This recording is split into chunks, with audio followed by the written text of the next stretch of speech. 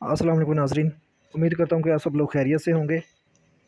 नाज़रीन, आज का वीडियो बहुत ही मुफ़ीद और दिलचस्प होने वाला है, तो इसलिए आपने इसको बिल्कुल गौर से सुनना है और कहीं से भी स्किप नहीं करना है इसको।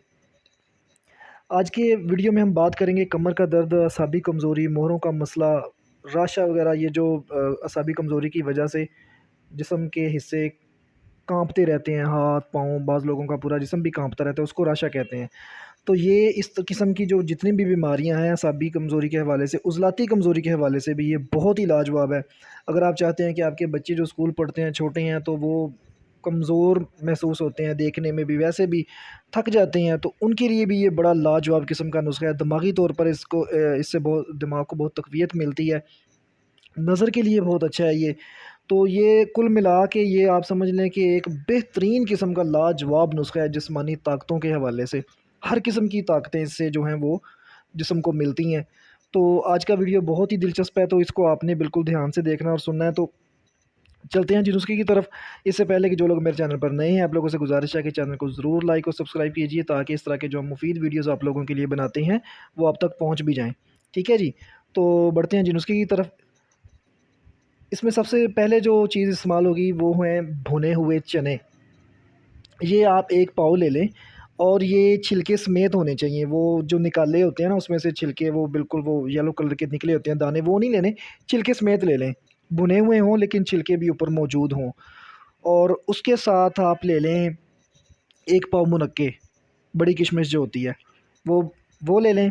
और आपने फिर इसमें डालने हैं 30 ग्राम, आप डालेंगे इसमें कचूर, और 30 ग्राम इसमें डलेगी सौंफ, और 20 ग्राम आप इसमें डालेंगे ज़ंजबील। इसको सुंड भी कहते हैं, ये खुश्क अदरक जो होता है उसको कहते हैं। ये सुंड ले लें आप, ये आसान लफ्ज़ है, आपको समझ आ जाएगी।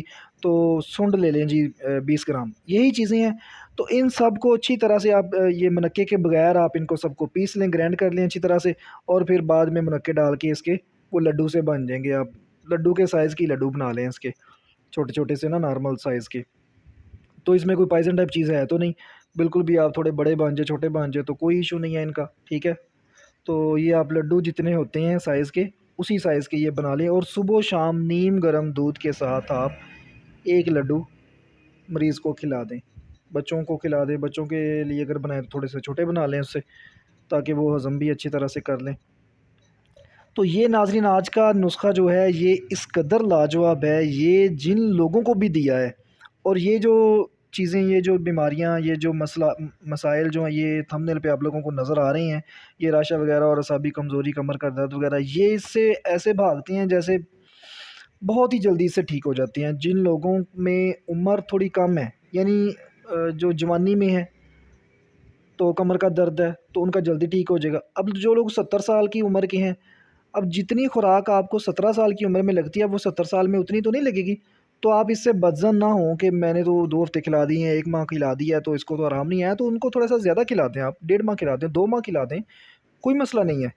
तो जिन लोगों में उम्र थोड़ी कम है, जवानी में है, तो फिर ये मसले हैं, तो उनको जल्दी से वो ठीक हो जाते हैं इससे। उनको 1 माह काफ़ी है। और वैसे ताकत को बहाल रखने के लिए आप चाहे सारी ज़िंदगी खाते रहें, वो आपकी मर्ज़ी है। जो चीज़ फ़ायदा देती है उसको इस्तेमाल करते रहना चाहिए गाहे-बगाहे, लेकिन कोई भी चीज़ आप लगातार इस्तेमाल ना किया करें, फिर वो अपना असर छोड़ देती है। 1 माह कर लें, 1.5 माह कर लें, 2 माह कर लें, जब तक आपका मसला हल नहीं होता, तो वो खाते रहें। जब मसला हल हो जाए फिर उसको छोड़ दें। और अगर वो पसंद है, आपको खाना चाहते हैं फिर से, तो फिर उसको 2-3 माह का गैप दें, फिर खाएँ। तो फिर वो अपना असर भी आपको दिखाएगी, और लगातार चीज़ें इस्तेमाल करने से फिर अपना असर जो होती हैं वो छोड़ देती हैं। फ़ायदा तो उनका मिलता है, लेकिन फिर वो महसूस नहीं हो रहा था। तो ये चीज़ है जी, आज आपके लिए मैं लेकर आया था, बहुत ही एक लाजवाब और मुजर्रबुल मुजर्रब और आज़मूदा एक चीज़ मैंने आप लोगों से शेयर की है। तो जिन लोगों को इस तरह के कोई मसाइल वगैरह हैं या जानने वालों में हैं, तो आप ज़रूर उन तक भी ये पैगाम पहुँचाएँ, ताकि अल्लाह पाक सबको शिफ़ाए कामिला अता फ़रमाए और सब के लिए आसानियाँ पैदा फ़रमाए। मुझे भी दुआओं में याद रखिएगा। आपसे मुलाकात होगी फिर किसी नई वीडियो में, नए किसी मौज़ू के साथ। अपना बहुत सारा ख़्याल रखिएगा। अल्लाह हाफ़िज़।